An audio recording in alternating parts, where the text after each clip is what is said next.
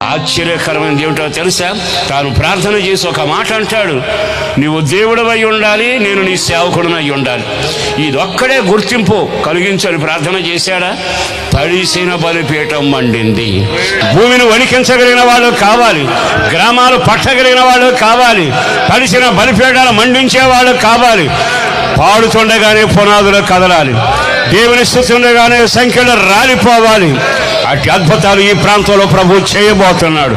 అందుకు నిన్నెన్నుకున్నాడు, అందుకు నిన్ను ఈరోజు ఇక్కడికి తీసుకుని వచ్చాడు. ఒక ఉన్నతమైన జీవితం రేపటి రోజున దేవుని దయని మీద కుమ్మరించబడమే గాక నీ తల మీద కిరీటం పెట్టబడబోతుంది. నీ జీవితంలో శ్రేష్టమైన జీవితం, వేర్పాడు జీవితం నువ్వు జీవించాలి.